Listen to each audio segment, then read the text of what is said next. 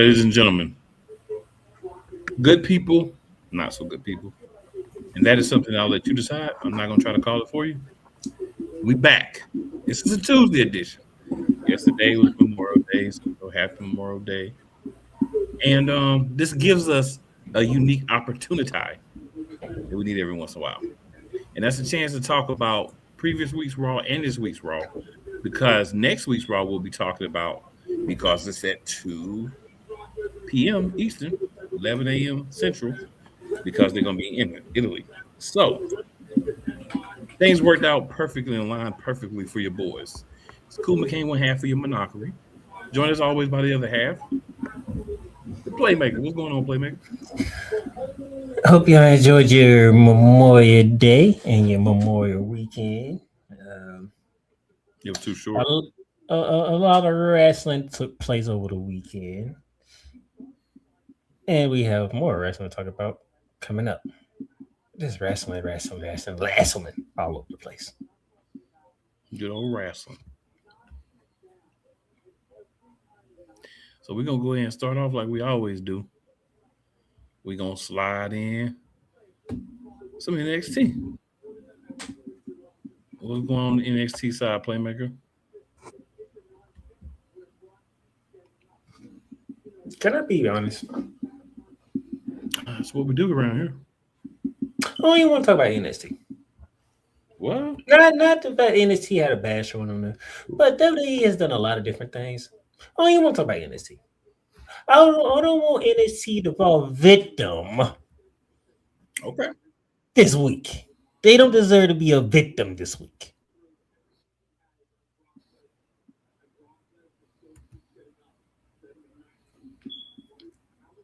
NXT should be on a week where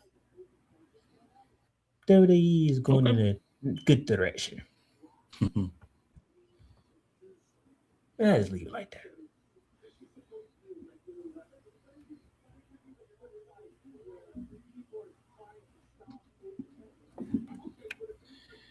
All right, that was different, but hey, I will say this though. It is what it is. I will say this though. We're gonna slide on in with some impact. Go ahead, sir. It is funny that somebody got kicked out of Dark State.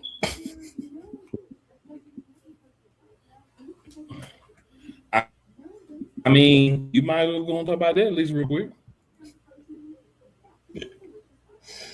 Oh boy. You know what I'm saying? Just saying. They just since you already kind of brought it up, you might as well at least let them know about that. Just like, you know, we seen it coming. We just didn't know which one it was. And it had to be the black man, huh? It had to be the weird black man. We know it was one or two people, yeah. Well, it was gonna be the black man one either way. I thought it was gonna be Deion Landis, to be honest. I ain't even gonna front. Well, it was gonna be a black man either way, so you know.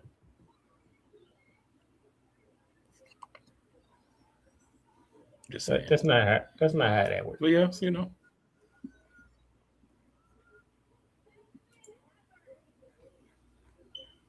Correct. But man, very correct. Saquon, I hope you're feeling good, buddy. You're out of a group. Might be out of a job too.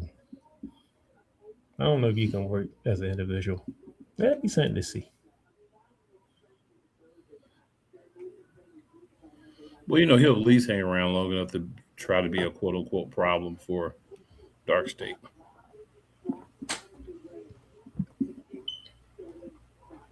Maybe he'll team up with what you call it, the world champion. They'll team up. They'll have a team up. They'll say, Tony, get rid of Dark State. Yeah.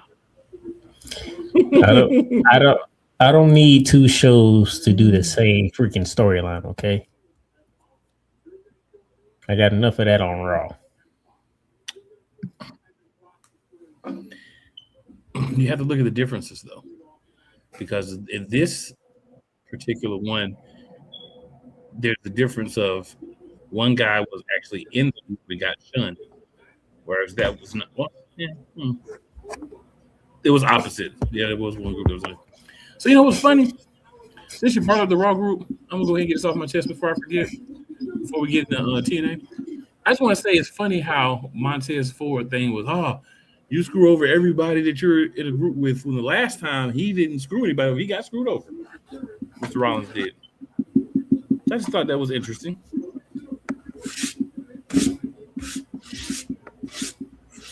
Because Seth got that work last time. He didn't give the work; he received the work. Yeah. But you know, just my thoughts. You know what I'm saying? So since we're not going to really talk about the NXT side of NXT TNA, we'll slide over to do a little talking about Impact. So they were in Sacramento at the Memorial Auditorium. I like how they work the smaller ones and fill them up so it kind of looks pretty good versus trying to get the bigger ones and not, you know, and looking kind of iffy. So the system, of course, started the show. They came out, they got a whole lot of gold. Everyone has gold, but Eddie Edwards. No TNA title for you. He calls the system the most dominant force in TNA history. But I find it hard to be the most dominant if you don't have a TNA title. Just, you know, my thoughts and all that good stuff. No TNA title for you. So Cedric Alexander calls out Fabian Aichner, the former Giovanni Vinci. I keep forgetting this dude's name in WWE. They didn't really give him a lot to do anyway. He was just a third guy in Imperium. He was the Jimmy Uso of the Imperium, basically.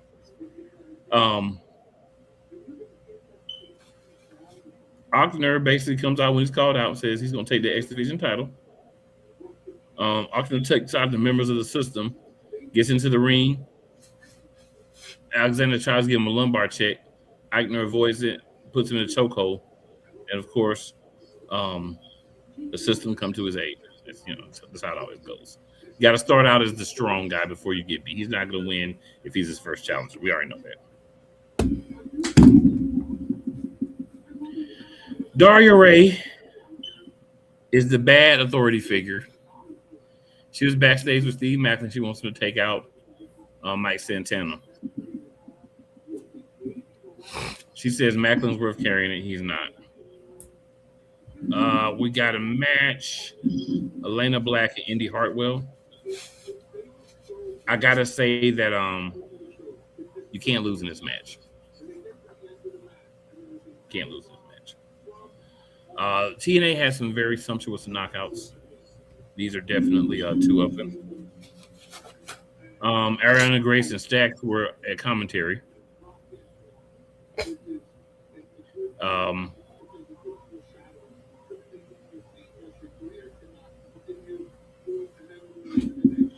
Ariana Grace and Stax attack Indy Hartwell, so she wins via disqualification.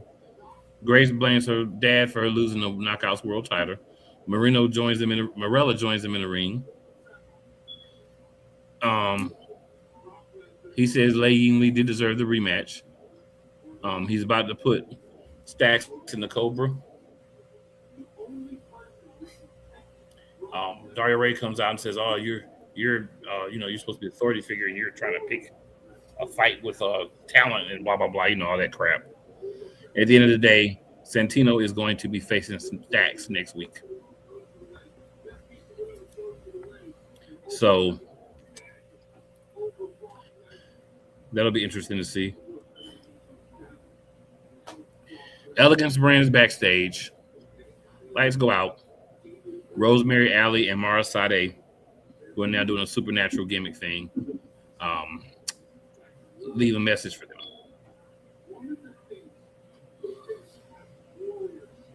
So that's happening. Now we're getting Matt Hardy, but not just regular Matt Hardy. We're getting broken Matt Hardy and Vincent one-on-one with Jeff Hardy and Dutch. handcuffed to the ring.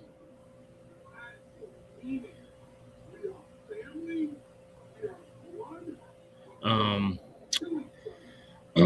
it's a pretty decent match. You know, Matt Hardy. Let's be honest, Matt Hardy can't wrestle fantastic matches anymore, but it's a solid match, right? Like not to hate, but Matt Hardy and Jeff Hardy are elders at this point, so they can't wrestle like they could when they were younger. Like nobody can. It's just a fact of our life. But pretty decent match. We get at the end of the match, we get Vincent. The referee gets knocked out. Vincent goes in his pocket to get the keys to unlock Dutch, and the lights go out. And guess who is there when the lights come back on? Not Brother Nero, but Willow. Willow and his umbrella help broken Matt Hardy to make Vincent obsolete. And they pick up, and then lights go back off. Jeff Hardy's gone. Matt Hardy hits the twist of fate and wins the match.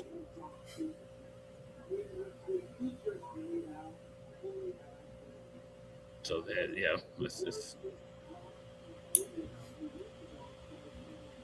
So we're going to end up having something between AJ Francis and Elijah. Elijah's playing backstage. AJ Francis wants to collaborate with him on music. Elijah prefers to drift alone. So they'll turn into a beef. That's how TNA does.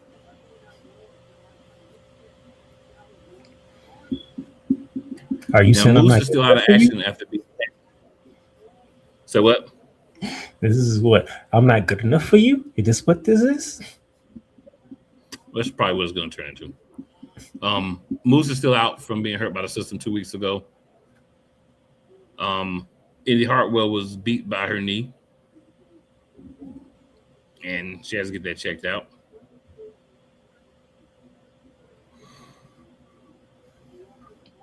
Got some matches for next week. We got Eddie Edwards and Fabian Ochner.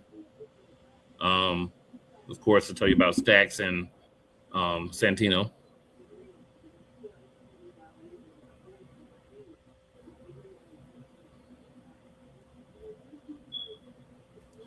Chaz the Star Boy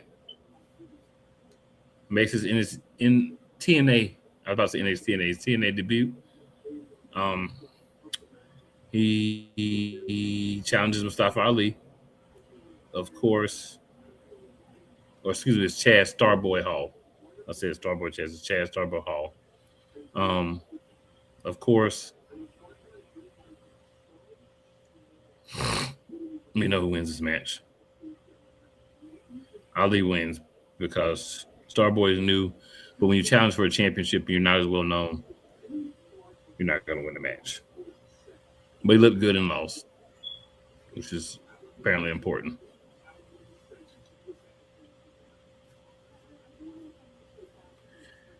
Keith Jardine has Mara Sade's back. It's a little segment we did. Eric Young talks to Steve Macklin before the match. Tells him choices have consequences. So if he wins, there's consequences. If he loses, there's consequences. We have Zaya Brookside and Jada Stone. Another singles match with the females.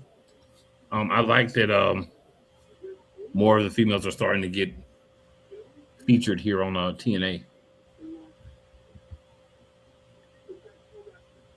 Zaya Brookside wins. We'll just leave that there. Santana, Steve Macklin ready to get it in.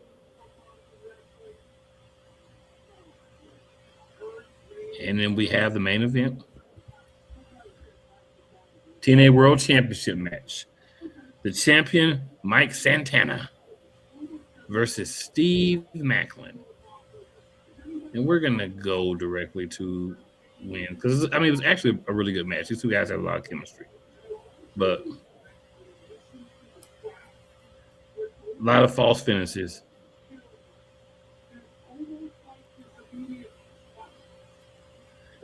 And at the end of the match, we have Santana, of course,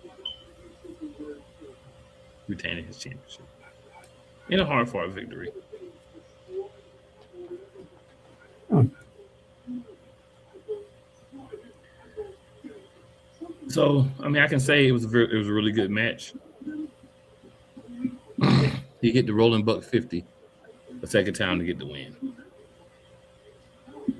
It, TNA is putting on good programming. It has very close to very good storylines. But I would say where we're going after this commercial break.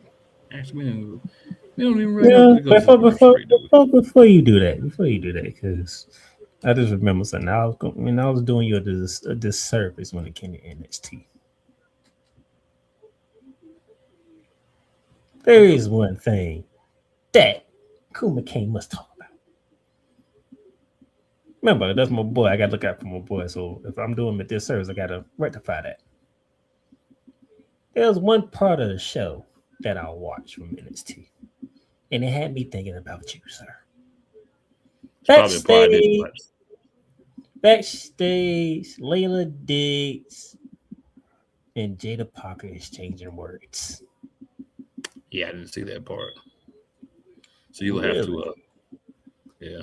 I'll go back and watch it now that you're bringing it up. I didn't see that part. It's been a crazy week. Jada, she wants to get her hands on Natalia. Natalia wasn't there, and Miss Diz is a mentee of Natalia. So, sir, tonight, you better have your popcorn, whatever you need ready, because these two ladies will be in the ring tonight.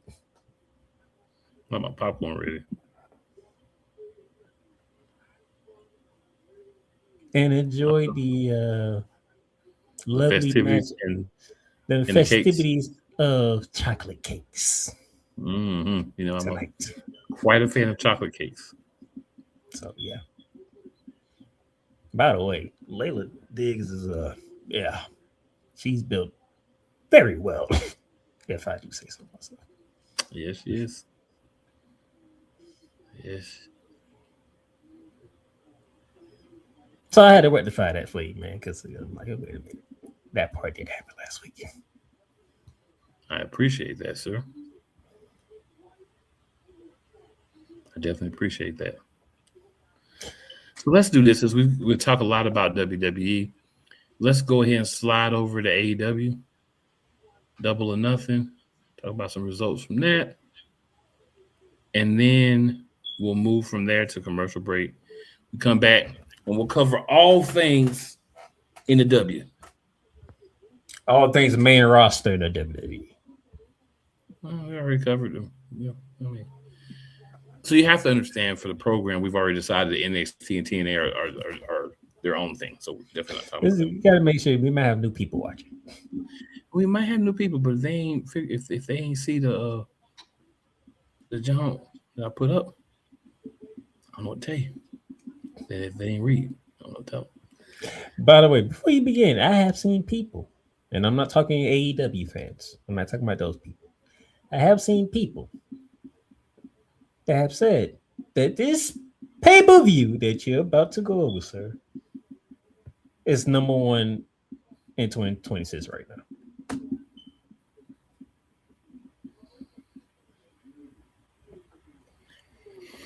Hey, I'm gonna say simply this before I even start.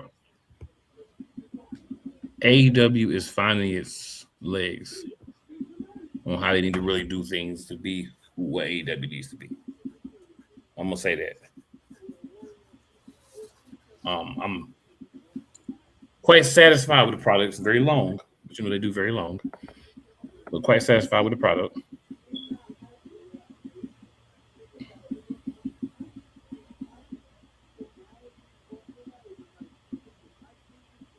So the very first thing that happened AEW, Double or Nothing, was one Mrs. Foley's baby boy was introduced by Renee Paquette. And of course, Foley, without hyperbole, is one of the biggest nights of his life and sucking up to the crowd. That's what Mick Foley does. They're in New York. So that's that. This makes even more of a reason he did it.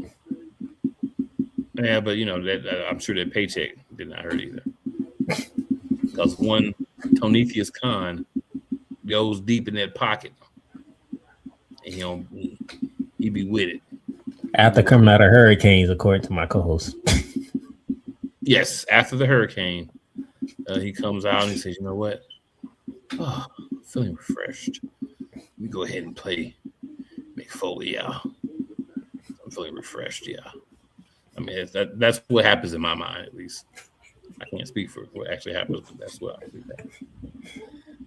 So then we had, and I'm gonna go through these real super duper fast. We had the buy-in, the Divine Dominion, which is the Megas Bane, and Colossal Lena Cross, which is basically double cakes. And they were fighting Zeta Steel and Viva Van.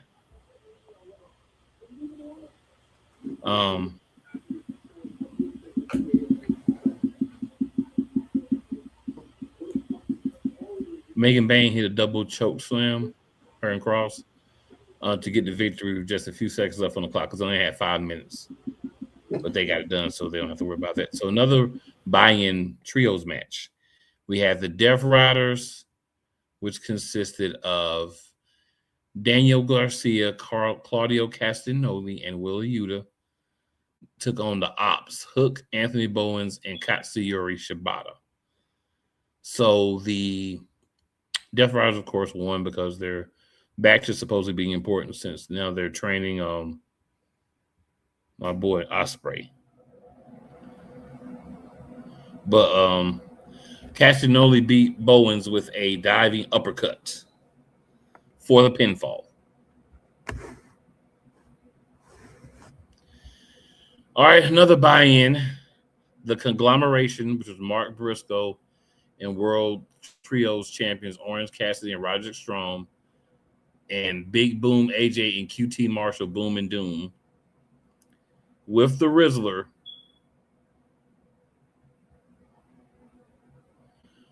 Big Justice, Harley Cameron, and Vita Coco Man took on Shane Taylor Promotions, which was Shane Taylor, Lee Moriarty, Carly Bravo, Sean Dean, and Anthony Ogogo with Christian Exo. So thankfully they have something for Anthony Ogogo to do because my man is very talented, but they just don't know how to use him. All right. After what I definitely would believe would be a cavalcade of entrances, you got the 10-man match going, right? So long story short, you go through the match, blase. And we get the, of course, we get the face group win. So Shane Taylor Promotions takes another L. I don't even know why they would say it became Shane Taylor Promotions because you never win with Shane Taylor Promotions. But in big situations, you answer my question. I was going to ask that. Have they ever won anything? But you answered my question. Not much of anything. So we got our first comment. We got Mr. McCarthy in the building. Ryan! Evening, fellas. Hope y'all having a good Tuesday. R.I.P. Bob Homer. We're having a decent Tuesday. MJF has a confrontation with Mick Foley, but Mick Foley, of course, Darby Allin, makes the save as they happen. So now we have our AEW World Tag Team Championship New York Street Fight I Quit match. Christian Cage and Adam Copeland, Edge and Christian, finally get the monkey off their back, and they beat Cash Wheeler and Dax Harwood with Stokely Hathaway for the tag team championships. And if they lost, they would have had to never tag again. So that stipulation let us know who was winning. Stupid stipulation. So just could have gave them the belts. Shout out to Edge and Christian. I'll call them Cope and Cage sometimes, but mostly Edge and Christian for finally getting that dub. Next, we had the AEW International Championship match. The Alpha, Konosuke Takeshita, and the Rainmaker, Kazuchika Okada. So, the understanding was this was supposed to get rid of whatever beef they had with each other, and then they'd be a family, and either way, the belt was going to stay within the Don Callis family. Takeshita got the win. But that wasn't the highlight. Kyle Fletcher came back. They were kind of,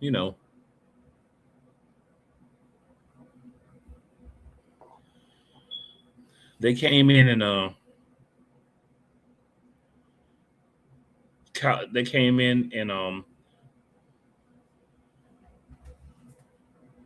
trying to figure out how to say it quickly as possible.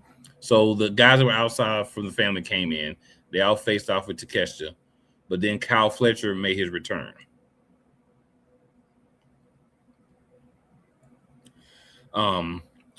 Fletcher, of course, pretended to be there to side with Takeshita and then clotheslined him and beat him up. That's kind of what happens. And so now Takeshita is officially out of the Don Callis family. So my co-host will be giddy from that happening. And Don Callis laughed. I would have until Kyle Fletcher came back, did what he did, which means the Don Callis family is still not going away no time soon. They were never going to go away, sir. There's like half the roster. If your thought was Takeshita Lee was going to make them go away, then you were sadly mistaken the whole time. No, I'm just saying overall, I'm just waiting for the whole entire family to disband. It's going to be a while before that happens. So they can lose like 10 people. They can lose 10 people and still be 20 deep. So it's going to be a while. So me getting giddy? Well, I mean, you wanted to catch it out of there so bad. You begging for it. So, I mean, if you're begging for it. No, because I seen it right on the wall. I mean, we've seen that for months. All right. Owen Hart Foundation Women's Tournament quarterfinal. Athena beats Mina Shirakawa. I'm just going to go ahead and go through these because there's a lot of matches. Continental Championship match. Jon Moxley defeats Kyle O'Reilly. So he actually finally beat Kyle O'Reilly. That's something that he hadn't been able to do. So yay, Moxley. Men's tournament semifinals. Ospreay and Samoa Joe. Ospreay defeats Samoa Joe, which kind of makes sense. All right, another Owen Hart's men's quarterfinal. Swerve Strickland, of course, beat Ring of Honor champion Bandito. So, big pressure. Still going on. The world's most dangerous man. Women's World Championship, they had a four-way match. Thekla, the Toxic Spider, outlasted Jamie Hayter, Hikaru Shida, and Chris Statlander. I've said for a while that I don't really buy her as a champion and a couple other things. But I have to admit, she's fitting into the role pretty good. So kudos to you, Thekla. Yeah, hey, I guess I'm finally buying it a little bit. So then we had the Stadium Stampede match. This was billed as the biggest Stadium Stampede match in history because it was. So on one side, you had Chris Jericho, Y2J. The Hurt Syndicate, Bobby Lashley and Shelton Benjamin, Nick and Matt Jackson, the Young Bucks, Jungle Jack Perry, and Kenny Omega. That's a lot of people. On the other side, you have The Demand, which is Ricochet, Toa Leona and Bishop Khan, the Dogs, Clark Connors and David Finlay, and members of the Don Callis family, Andrade El Idolo, and AEW National Champion Mark Davis. And, of course, the good guys won because that's what happens. Now, what I love most about this match is they find a way to do it without it being a bloody, gory match because you can't do that in New York. So they were able to work around that restriction and still make it a really good match. And then Jericho did a table and pointed up to the sky, drove through the table, and dove through it as a tribute to Sabu. So a little tribute to Sabu and everything, too.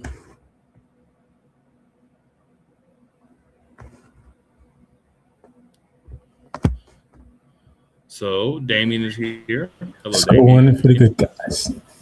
And where Damien comes, we know a couple of things are going to be said. So here we get where the heck did they get a bus and a big tennis racket? So you might not have been watching before. They come up with all kind of crazy stuff in those matches.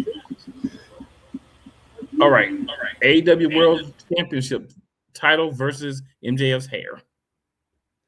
I mean, we talked about this. MJF was going to win, and he did win.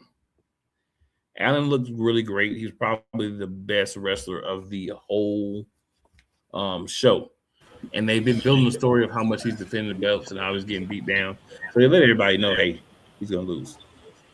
Nothing against you, Darby Allin. We didn't want to see him. We didn't want to see MJF fall. We got a Jey Uso run for Darby Allin. And just like Jey Uso's run didn't last long. It didn't last long, but we didn't want to see MJF fall. That would not be a good thing. So after the match, MJF was beating on Darby Allin. And then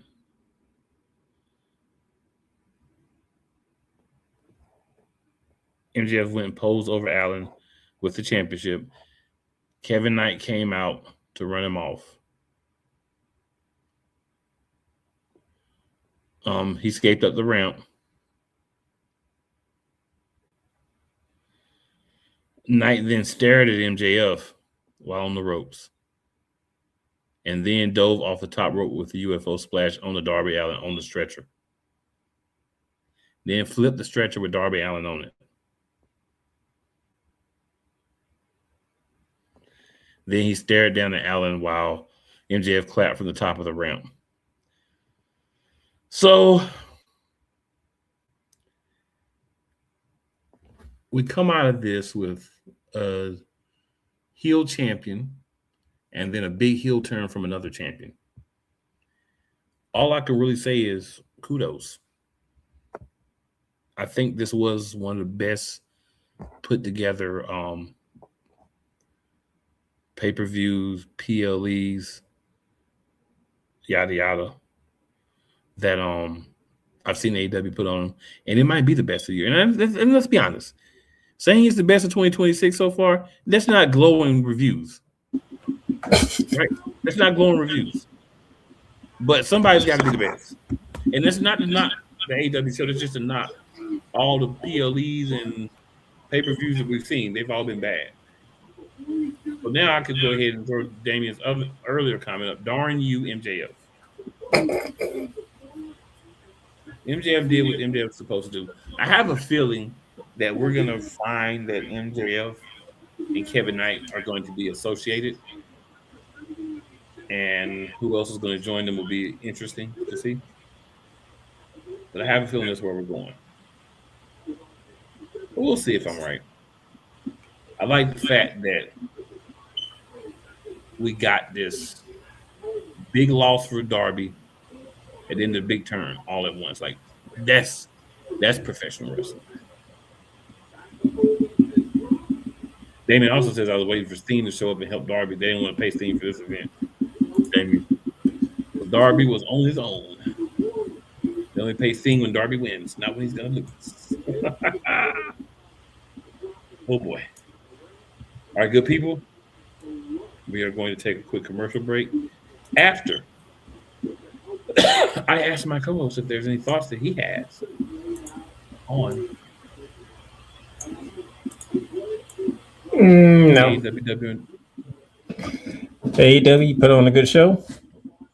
You have more praises than criticisms, which is always a good thing. Criticism is going to happen. It is what it is. There's people that like to complain and criticize things. Okay. Good show. People just not happy with themselves. That too. But good show. Yeah. Did a good job. People are pleased in the direction the AEW is going. Tony Khan, no matter how many hurricanes you've been doing, these like the hurricanes are working a bit more than normal, which is a good thing. So we're off to what pay-per-views usually after Double or Nothing. Not sure because they did switch them up some. Oh, I see that part. I didn't know. Well, we're off to the next journey. Well, the first thing we got off to is what's going to happen with the Jet Kevin Knight and his tag team partner in Jet Speed. Yeah, that's a good point. So Damien asked a question that is all based on hearsay as of this point, them actually coming back. It says, what's y'all's thoughts on Enzo and Big Cass coming back to WWE, also Baron Corbin? So we don't have any confirmation that either of those three are actually coming back. What we do know is that Enzo and Big Cass were at the Performance Center. That could have been to see somebody just to get a workout in, right? Several different reasons that could have been. Not necessarily that they're going to be back, but not necessarily that they're not. And as far as Baron Corbin, that's complete rumor and hearsay. There's been no confirmation of him even being around WWE. If I'm Baron Corbin, do we want to come back at this moment in time? So apparently Baron Corbin is supposed to be, according to rumors, the Frankenstein that Danhausen is making. Supposed to be Baron Corbin. Oh God! According to rumors, this is just, and I mean these. I take these rumors with a grain of salt because you hear all kinds of stuff, man. Even though you hear all kinds of stuff, man. So right now, Danhausen is on his New York tour. Those of you who know what I'm talking about, you get my drift. Yeah, so that's that. And my thing is, man, we've got to have you actually show before I'm gonna give my thoughts, because right now it's just speculation. So that's my take. Too many rumors out there. But with that being said, break time. Go get your drinks. You gotta go to the restroom. Be back and ready to talk a whole lot of WWE. Whether it's the men's college game, the way that this season has been going, yeah, anything is possible. The women's college game, and how passionate Ancient Reef was at that press conference, they got their mojo now. The WNBA, AJ Wilson, Brianna Stewart 1-2, followed by Brittany Griner, Aaliyah Boston, Jackie Young, or the NBA. The Lakers had a 0.8 chance of winning. And then what happened in the fourth quarter? LeBron James by himself outdid the Clippers. You will get any and all of the information right at your fingertips or your earlobes.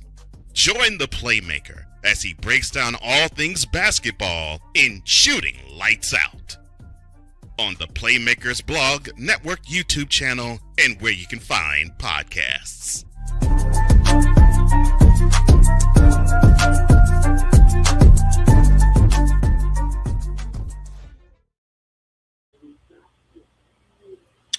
All right. Do I want to do more commercials? I was debating that. I guess we can. Let's go. Rams fans all around the world.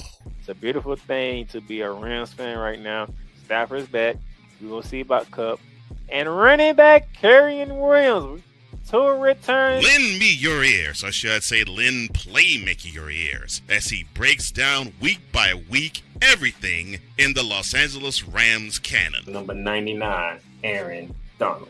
Can't wait for 2029 to come to know that you are going in the Hall of Fame, and it should be first ballot, no questions asked. Join the Playmaker as he breaks down everything Los Angeles Rams style in Ramily Talk on the Playmakers blog, network, YouTube channel, and where you can find podcasts. Hey, Eagles fan. Join my man Cool McCain and a host of others as they break down every single game, every single week in an objective manner, and also from a fan's perspective as well. Remember, this cast feels just like you. Nobody likes you. And you don't care. Fly, Eagles, fly. Eagles Elite Podcast. Every Wednesday at 8:30 p.m. Eastern on YouTube and other podcast outlets.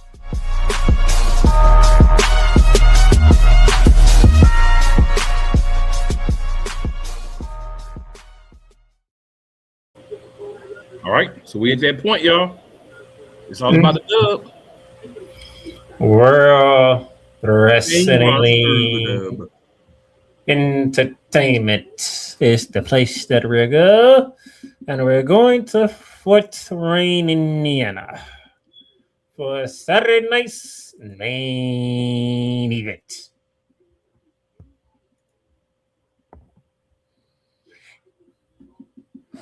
Sir, give me the good from Saturday night's main event. Give me the bad from Saturday night's main event. And give me the tangent for Saturday night's main event. So instead of the good, the bad, the ugly, it's the good, the bad, the tangent. Because I know Saturday night's main event. I don't know, about a couple of days ago. Yeah, but I done watched Raw again, and you know what I'm saying. Okay. Let me give you the quick results then. Okay. The baddies defeated Rhea Ripley, Charlotte Flair, and Alexa Bliss. Becky Lynch got disqualified in her match with Sol Ruka. Penta retains the Intercontinental over Ethan Page. And Page and Brie Bella retain the tag team championship against the Invisible Voices. And finally, the Vision retained the tag team title over the Street Profits, but they did take a loss somewhere else, though, in the form of Logan Paul. And yes, Logan Paul will be out for a considerable amount of time because he has a torn tricep.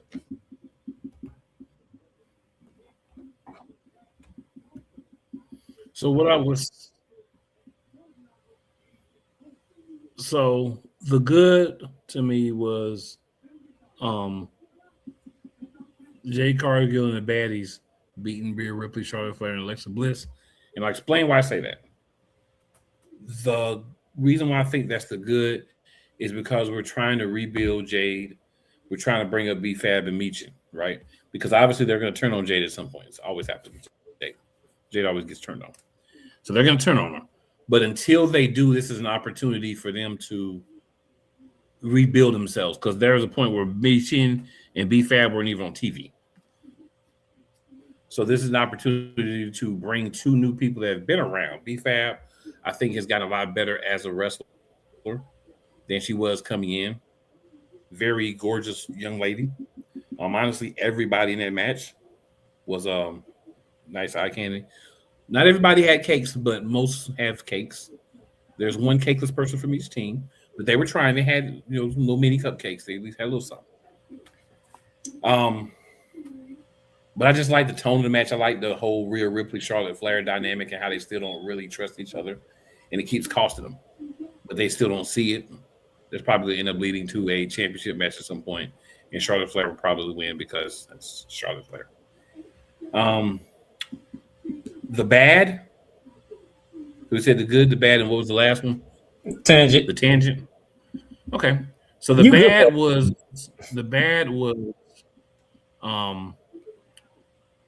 well, two things, but one is based on the outcome injury, so I ain't gonna get into that yet. We'll talk about I can go ahead and talk about it. So there's two bads. One bad is the Becky Lynch and Sol Ruka, the match, the ending, the fact that people don't understand that she didn't put the full move on because it was the referee and she kind of pulled back to make sure she didn't really hurt the referee.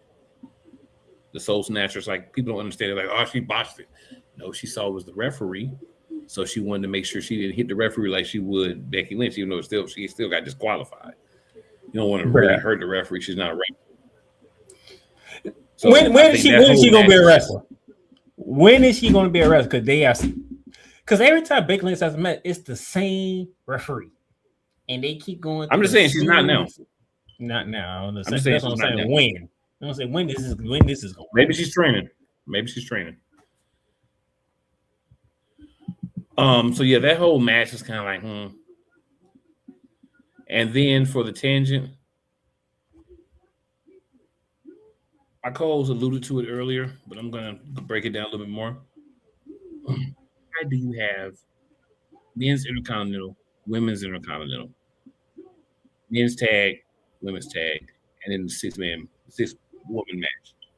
That's your card. You're doing that a week before you have another PLE, so it doesn't get to sit by itself. It doesn't get to be the main focus, right? Because you don't even have time to talk about it. I mean, we all know Raw's already happened yesterday. You turn the page so freaking fast that it doesn't even really matter. Penta's already had another match for his championship. You know, Becky's going to end up with another match with Soul Worker for that championship, right? And then we've already pushed past this to other stuff. And my thing is kind of like, that's terrible. And then the 5-match crap, that's terrible.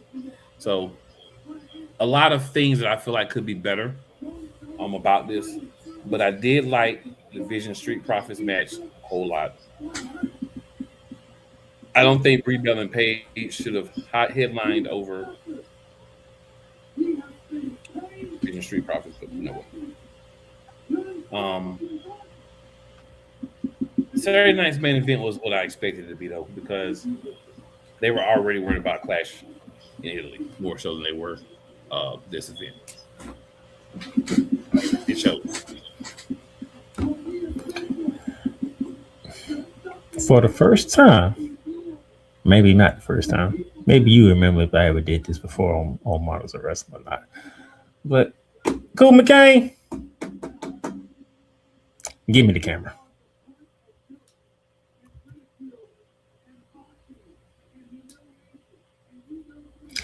Now, WWE, when y'all bought back Saturday night's main event, y'all said it's going to be only 4 shows after the year, which means it should feel special. Meaning it should be during a time where you might not be having big shows right around the corner.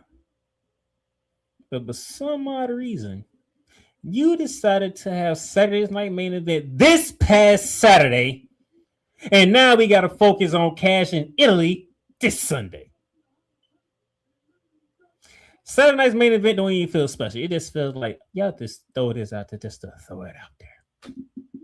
They want the purpose of y'all bringing it back. When was the last time Saturday night's main event was actually really, really, really special? Something that was like, we can remember this forever. And don't bring up John Cena retirement, Max, because that's y'all could have put that anywhere. And that would be remembered because it's John Cena's final match. I thought Saturday night's main event was supposed to be special. You're only doing it 4 times a year. But it's hard to be special when all of a sudden you got another show next weekend. So what are you doing with Saturday night's main event? What are you really doing with it? Because to me, Saturday's main event is just a quick way of having Raw and SmackDown come together. That's it. Nothing more else to it. Y'all gotta do better when it comes to Saturday's main event. Because the Saturday's main event doesn't feel like a main event type of show. When you have another PLE coming right behind it. That's my tangent. You can take the camera back.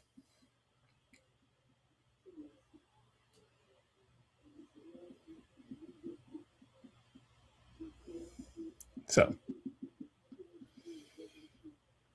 anything you want to add?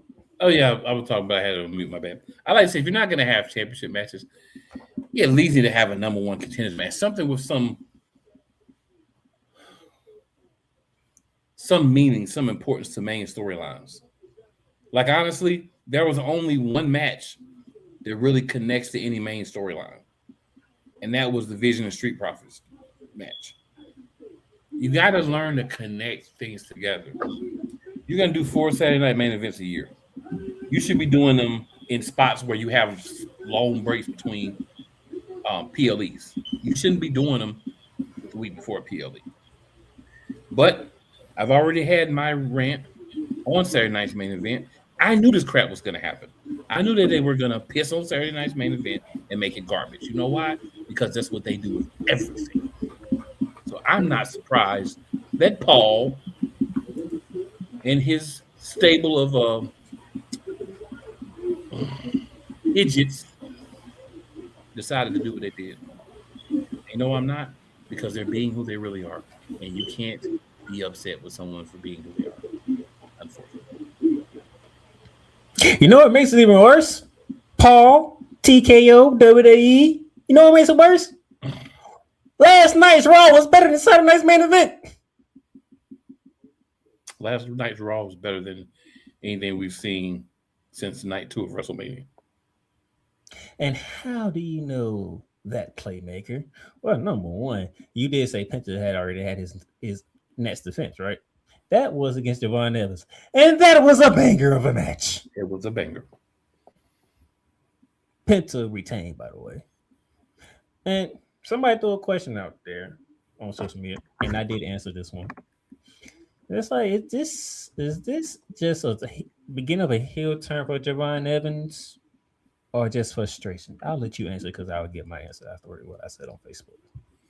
I mean, I think it's a learning thing. I don't think you're not going to turn Javon Evans heel because he's too loved and he's the young OG. But it's more like, you know, a little frustrated, a little upset about what's going on, and just trying to slide his thoughts and all that into it. I said both. It's going to start off with frustration. See, Playmaker, you like everybody to turn heel.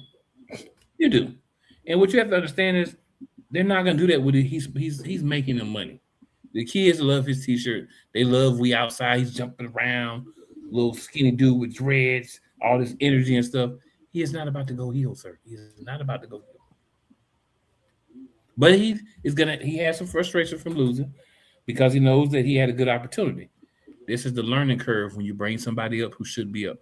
Javon Evans is amazing. He should not be on Raw or SmackDown. He should be in NXT competing for the NXT championship. He is not ready to be a big-time champion yet. He doesn't even have experience holding any type of championship. But you got him on the main roster. You took the thought right out of my head, even though I was going to word it differently. That's the real problem. That man has never won a championship yet. That's the real problem. Why is he on the main roster with no championship win? Why?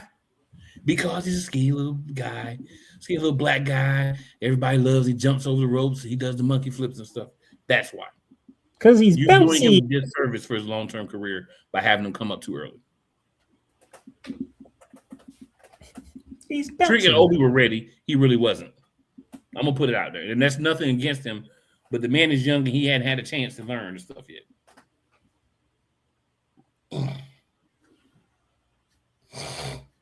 Oh, man.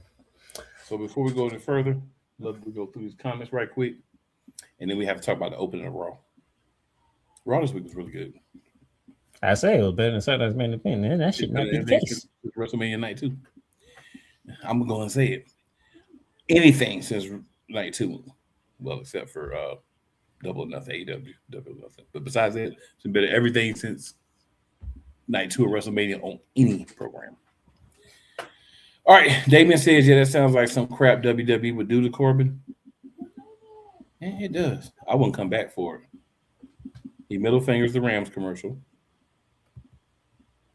No, he middle fingers me. That's what he's doing. He says middle fingers the Rams. You'll be all right.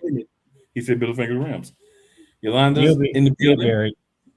Yeah, Yolanda's in the building. She says, I guess I missed the first half since I'm seeing commercials.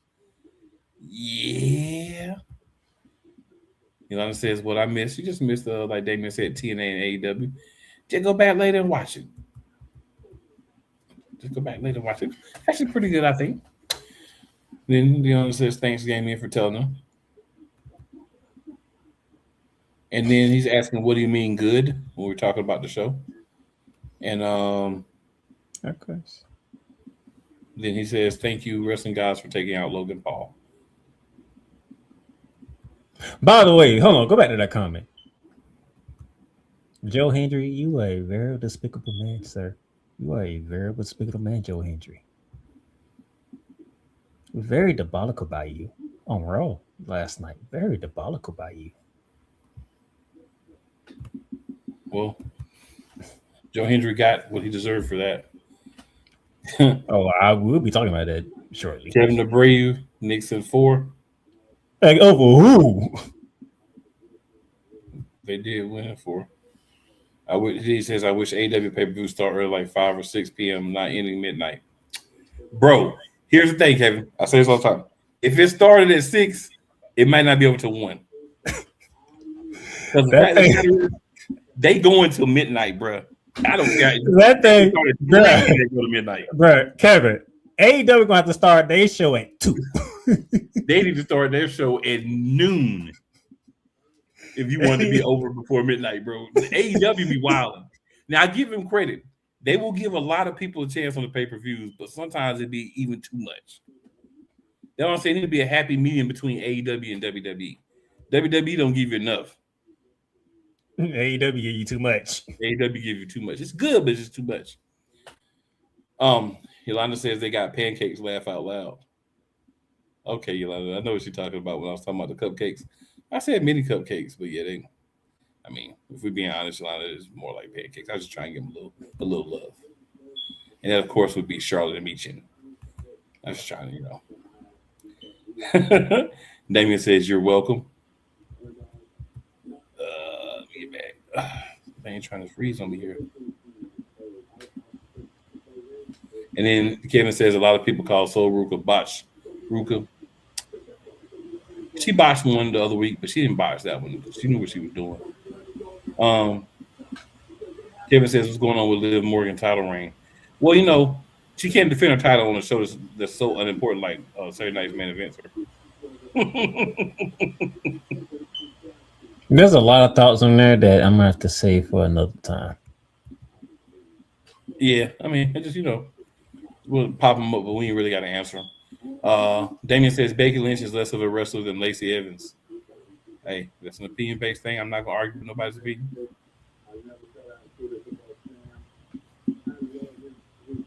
Hey, Sport.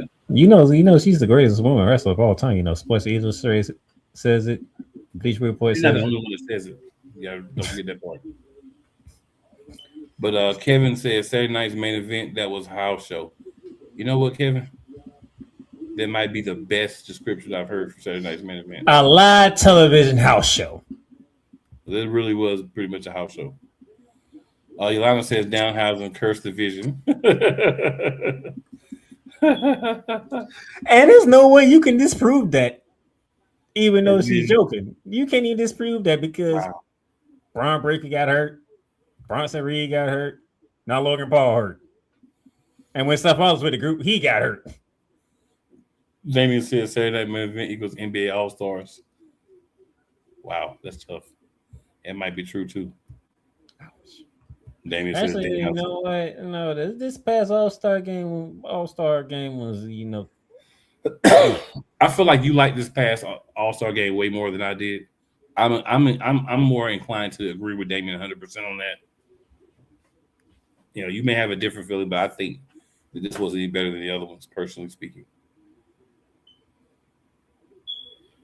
Oh, like you said earlier, I'm not going to argue with the man's opinion.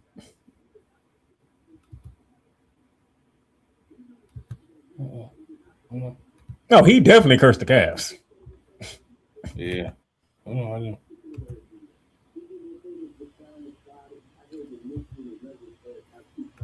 What in the world?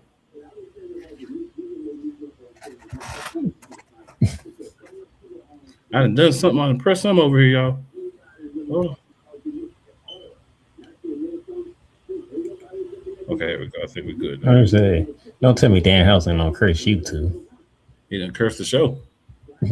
No. All right, here we go.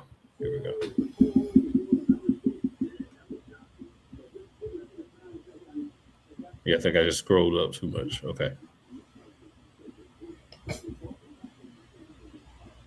Oh, I know what I did.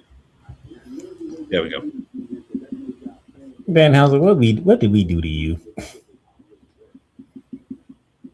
We good now. I hit a button by accident. I didn't notice I hit it. All right, so Yolanda says, laugh out loud. Yep, them too. And your sister, but Mira be there. Javon Evans can't turn heel, bro. Come on now. If you Yolanda, I'm gonna tell you about your brother. If you get mad and you do anything, you say something, you walk wrong, you hold your head, you frown, you about to turn heel. Now, I feel like that's how Playmaker be. No, that's the only time they actually make superstars and they turn heel. He's not turning heel. And they're not about to make no 20-year-old, 21-year-old no superstar. They need to be teaching him how to wrestle better. Not that he's bad, but he needs to still be in NXT. Kevin says, watching the man on Raw, I thought Roman and Jacob were going to kiss. That was a pretty short segment. They ain't have a lot of time, though. Damien said WWE should put Javon with the New Day instead of Waller. I felt like they might have been trying to go that way, but I didn't want to with them either. Yolanda says he should have been champion in NXT before they brought him to Raw. Did you hear about that whole situation, Yolanda? Damien says the Rams cheated. Oh, Damien. Like I said, he'll be all right. Yeah, Damien will be wild. Hey, you don't got to see us this year, so you should be happy. Y'all beat him in the playoffs, and he'll be mad still. So yeah, just wanted to kind of get through. We had a lot of comments, so appreciate all the people dropping comments. You know what I mean? I love the interaction. So let's get back to it, sir. And we got plenty of time. It's supposed to be beautiful. Oh boy. So where we left off at? Oh, Penta and Javon Evans putting on the banker. Yep. You would think that would be the end of the greatness of Raw. Not so fast, because we end up getting Seth Rollins versus Montez Ford. And that was a banger. It was. It really was. 2 bangers on Raw. Who saw that coming? You're not supposed to get 2 bangers on a weekly show. Seth Rollins and Montez Ford had a 5-star match. I'm going to go and throw it out there. And then Austin Theory, who turned viciously and violent earlier in the show with Joe Hendry, continued his rampage with Angelo Dawkins.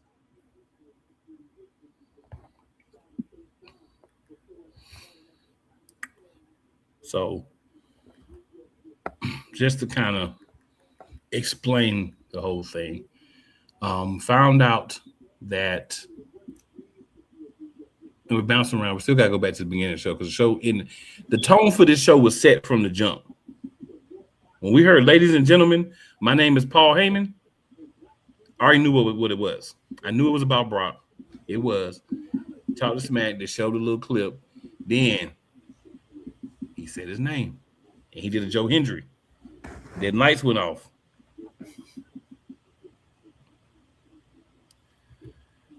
Yolanda. So I read about this. So she was saying they need to let him be a singles competitor. Of course, she's talking about Montez Ford.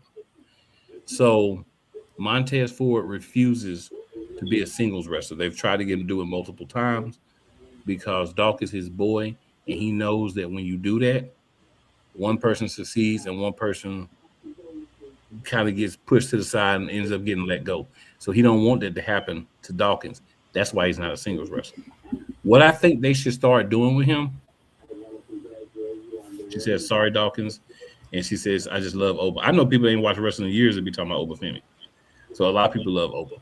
But yeah, he doesn't want Doc to be that dude that's the other half of the tag team. What they need to do, in my opinion, after thinking about it, is kind of what they do in certain promotions where they'll have one guy can win individual championships and they still stay a tag team. I think that would be the better option. So he can do single stuff, but still be part of the tag team. And they might be getting ready to do an injury angle with Dawkins. It might allow him to be a singles wrestler for a while. But you know, both of them wives pregnant. Yeah, I saw the picture. They gave their time off, and it looked like they did it around the same time because both of them bellies the same size. But I think that would be the better way.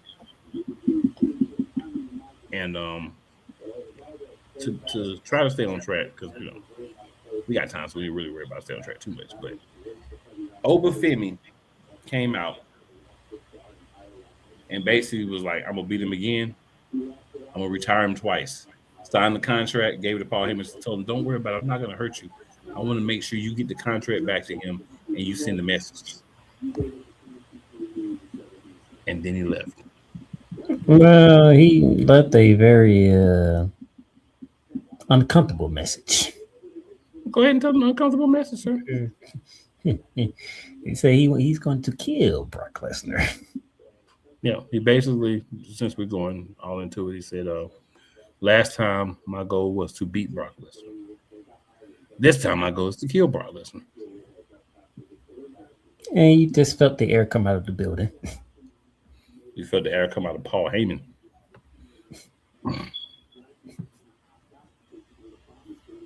Very strong words from the ruler there. Very strong words. That was perfect.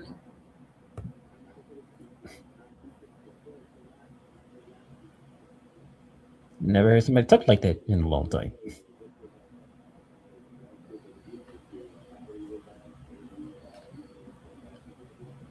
Yeah, that kicked off the show, and then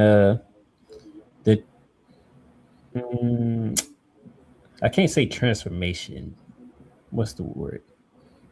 No, you can say transformation. That Austin Theory went through. You call it metamorphosis. Metamorphosis of Austin Theory on last night, sir.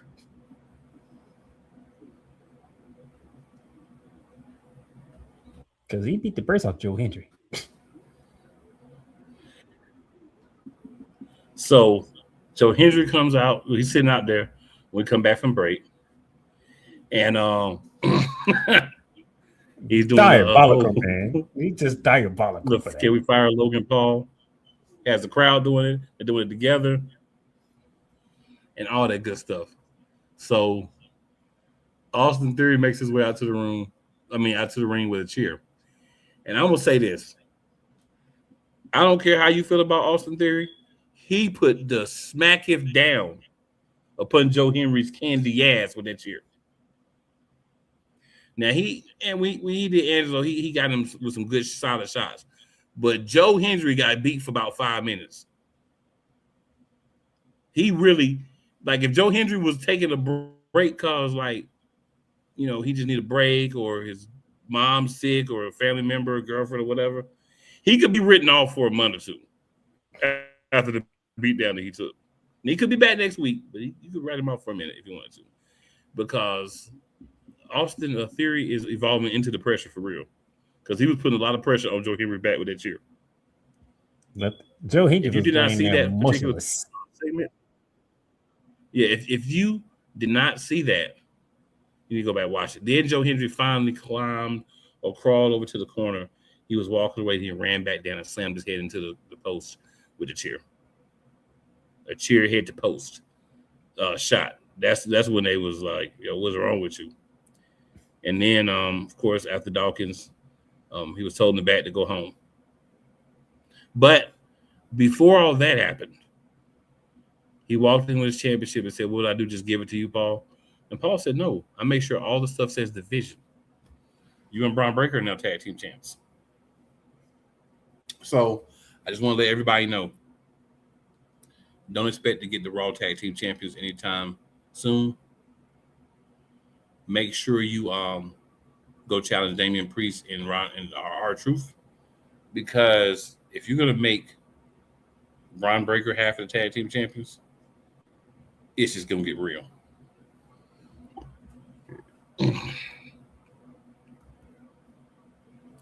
We have a question from Miss Yolanda. She says, "What do you think they're going to do this time around with Brock and Oba?" I'll let you have this one, sir. What do you think? I don't know. It's a coin flip. It's a coin flip right now. Brock gonna win. I'm leaning that way. Brock gonna win, but Oba's gonna have a good showing. But Brock's gonna win. I'm leaning that way because he's really retiring. Because I'm thinking they want to do a trilogy. Yeah. That's what I'm thinking. Yeah. Because Brock is not going to lose 3 matches in a row or 2 matches in a row to nobody. White, black, purple, gold don't matter. Yeah, you don't have that.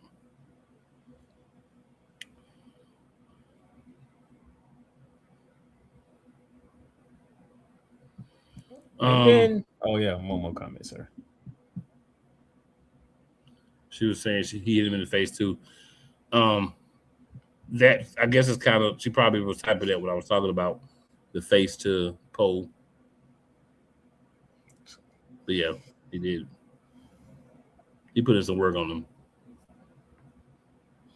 It's all right. Before I move on to what's going to happen Sunday, I got one more question for you, sir. Not about the tribal combat. That was a very short segment, but sticking within the bloodline, Jimmy Uso and LA Knight back and forth. I liked it. We got to reestablish LA Knight as somebody who's going to be operating at the top of the card. And to do that, going, hey, y'all start that bloodline ish again. I'm coming for y'all. I'm putting the vision behind me, but I will be coming for y'all if y'all start. Don't start no. It made me feel like It made me feel like LA Knight was a young blood, and he was basically out there saying, "Don't start no, won't be no." That's what I felt like. So it was a good use of LA Knight in a non-wrestling capacity. And LA Knight threw his name in the King of the Ring tournament. Yeah, and then he announced it was, and that was a good jumping off point. Him announcing that he's going to be in the King of the Ring. So we'll get some more announcements in the next couple of weeks. I plead and beg with the WWE. I do this every year. Please make this its own.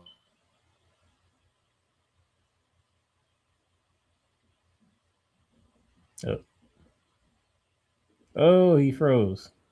Please, please, please make this its own pay-per-view. We need to start from the beginning. 8 man, 8 woman, King and Queen of the Ring tournament. They rotate matches, man match, woman match, man match, woman match, or woman match, man match, whatever. Till you get to the finals, and then they had the finals. So everybody has the same amount that they have to fight to get to the finals. And then if you want to put a couple of championship matches on with it, cool. But please give us an actual PLE with this on it instead of doing the preliminaries and the semifinals on Raw and SmackDown. No, make it one PLE for men and women. That's what we need. That's what we desire. That's what made King of the Ring great. And if you're not going to make it great, we're not going to give a fudge about it, sir. So get right, Paul. They ain't gonna do that because they're gonna hold the finals at Night of Champions, which is interesting, by the way. That you hold it like somewhere like that, event like that. What should happen tonight? A champion should be whoever wins. That should be when they have their title matches in Night of Champions. The winner of King and Queen of the Ring. That should be what that's for. But of course, it's not going to be.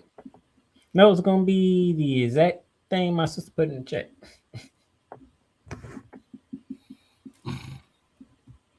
The last 2 matches at SummerSlam. But see, here's the problem. We've gotten so far away from what made wrestling awesome.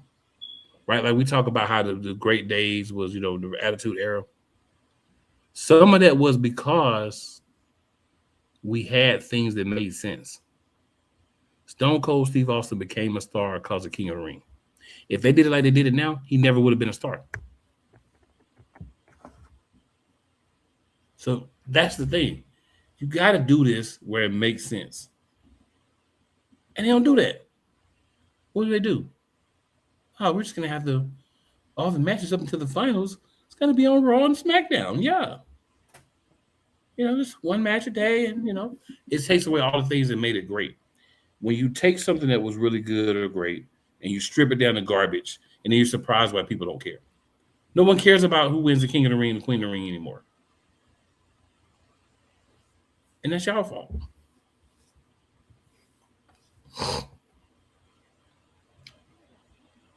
And that takes us to Clash in Italy. 2 p.m. Sunday. Not bad. It's a Sunday. 2 p.m. is not bad, to be honest.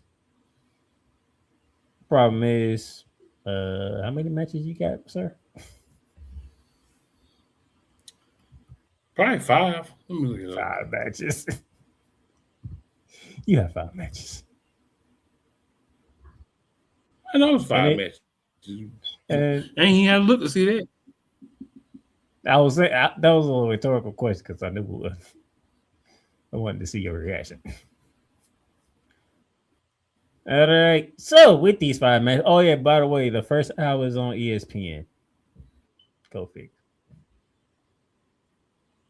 And if I was listening to my girl correctly, apparently everything's live on ESPN. The first hour. When I say ESPN, I mean the actual mainstream channel ESPN.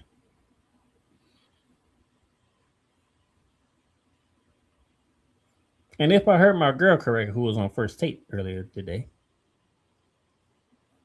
WWE Women's Champion Rhea Ripley versus Jade Cargill will probably be on that first hour.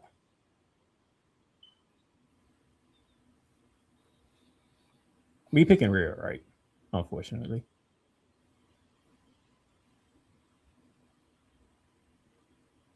Yeah. Okay. We love you, Jay. We do. But we know how the machine operates.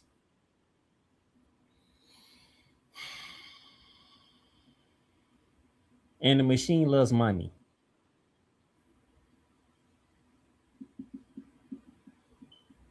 And they want that payoff with her and Charlotte. Why don't you just do a triple threat at SummerSlam? Her, Charlotte, and Jade. As much as y'all been teasing Jade and Charlotte ever since Jade came to WWE, and we still haven't seen that feud yet. We've seen Rhea and Charlotte already. It'll happen. It'll happen.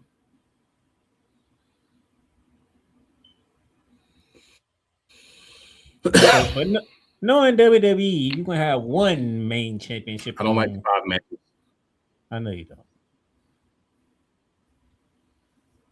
A man's match got to be on that first hour. Matches is you need more.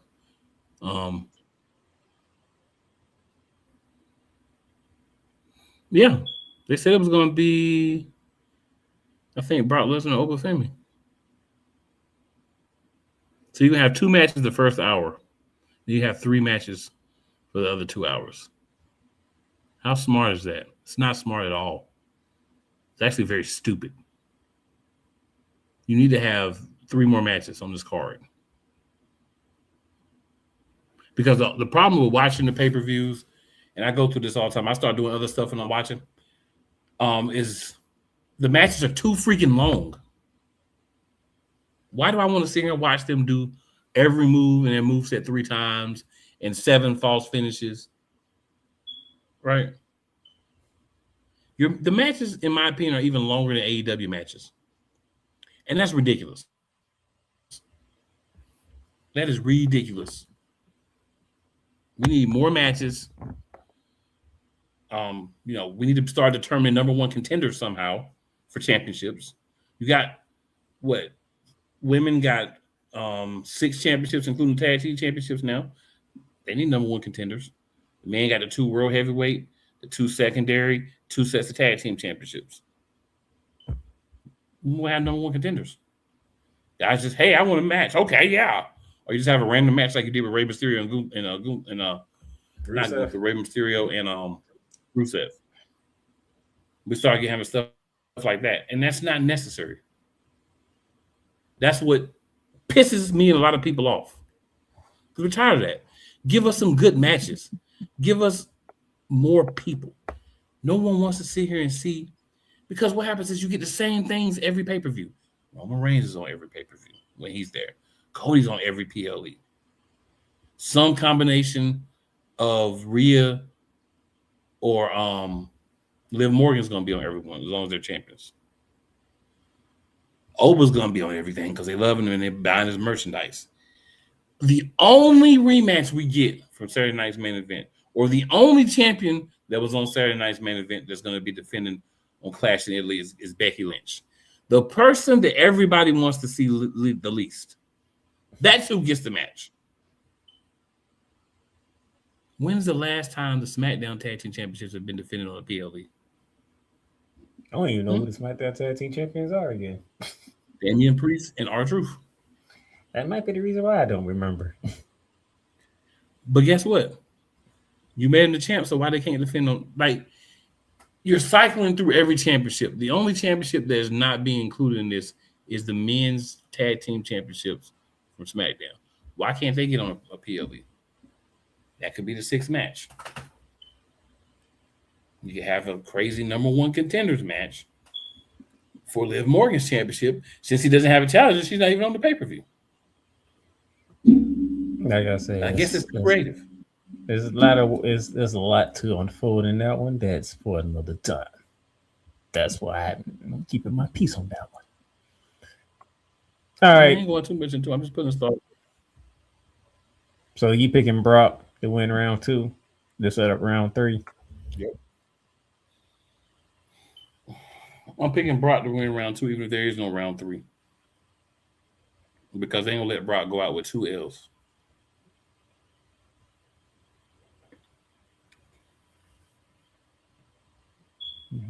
I'm picking Sol Ruka to beat Becky Lynch too.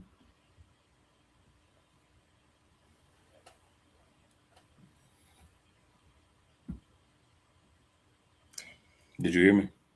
Yeah, I heard you. I don't know if I'm there. Make sure I ain't cut out. I don't know if I'm there with Sol Ruka just yet. She got to win. Her first win on the main roster is for a title. Well, technically, her first run on the main roster was at Saturday night's main event disqualification. Yeah, want to be but she's got to actually pin somebody.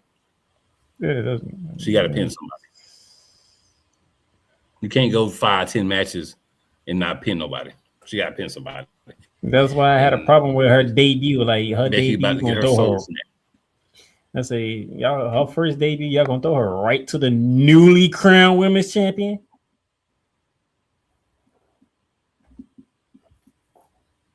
Well, I mean, that wasn't a title match, so she could have won that match. If it wasn't, she probably would have won if it wasn't for Zarya.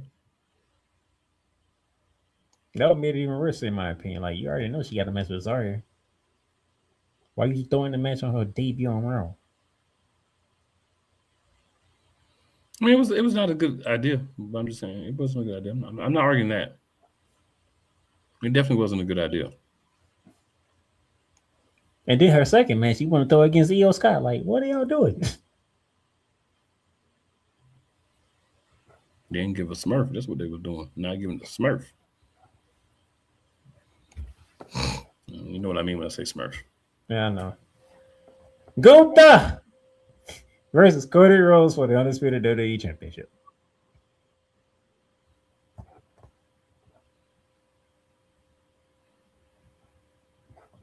Cody Rhodes.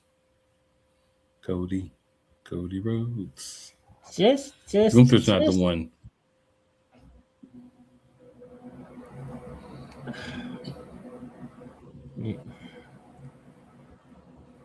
See, this is what happened. This is why my co-host didn't like the fact that y'all gave him the retirement tour matches to make him the career killer.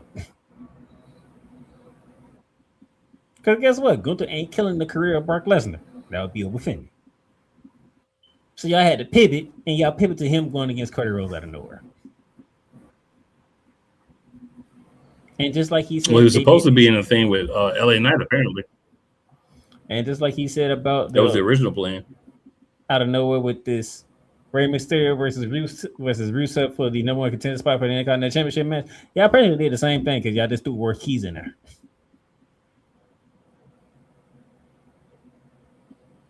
Don't get me started on that. Did that brother wrong.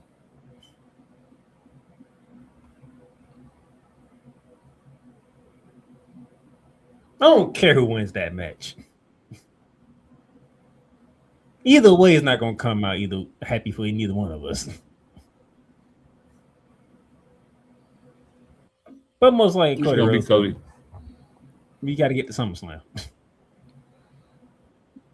And then the Royal Heavyweight Championship match: Roman Reigns, Jacob Fatu, and Tribal Combat. The winner becomes not only world champion, but tribal chief. The loser must serve the tribal chief. Is WWE crazy enough? Is they crazy enough to pull the trigger? That's the question, sir. That's the $10 billion quadrillion question. Because they've set it up to do it. But do they have the fortitude? The unmitigated gall. Because it would take quite a bit of fortitude to do this. Yes. You would have to have smelling stones to pull this off. You want to Do they shock have the world? you want to have the WWE universe look stupid and crazy? You pull the trigger. But if you want to play it safe like you've been doing, and this is what me and my co-host is actually thinking what y'all gonna do, we know who's winning this match.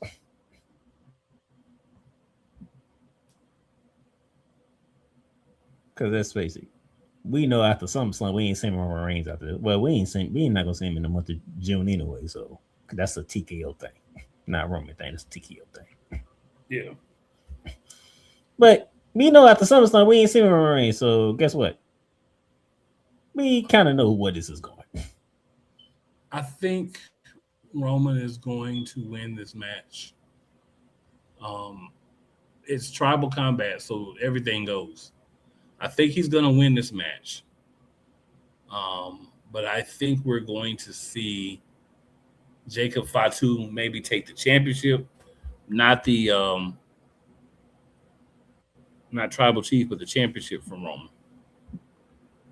Because if Jacob Fatu wins and becomes the head of the table, whoo, things gonna get real crazy, insane, psychotic even. That's my thing. Clash. So that's Clash in Italy, or we can just rename it what my sister put in the chat because that's pretty much what all the whole matches are, except for Cody Rhodes and Gunther. Basically. Yep. The rematches in Italy. But we don't get rematches for everybody, right? Because most people don't even get to be on this one. Because we got to have 30-minute matches. 30-plus minute matches. No, correction, sir. We get to have 20-minute matches, and the rest of them be commercials. That's going to be the first hour. But keep in mind, you've only got 3 matches for 2 more hours. So the match has got to be at least 30 minutes. No matches are going to be 20 minutes, and it's going to be filled with commercials. No, they're going to be 30 minutes. They're going to be 30 minutes, and then the other 30 minutes are going to be commercials. It's going to be an hour and a half of wrestling, an hour and a half of commercials. 30 minutes each. Watch. Because you should have 2 or 3 more matches, and you still can have the commercials. But if you actually were having different matches between the commercial breaks, it would look better. Hey, who am I? You're somebody with common sense. The nerve of me. The blasphemy of you. Oh, you need a pimp slap. That's what you need, a pimp slap right across your face.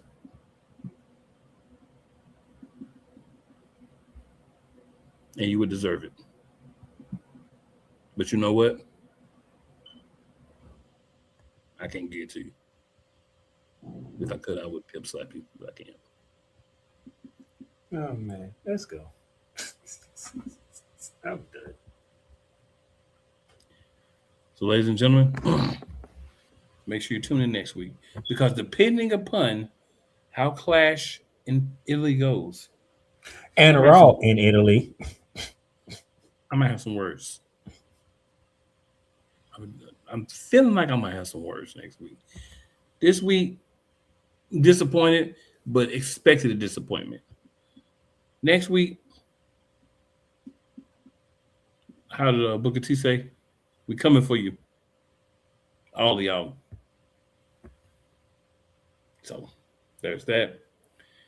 AEW, shout out to y'all. Y'all are improving your product. You're still the spot monkeys and the super kicks and all that, but you're adding storyline into it.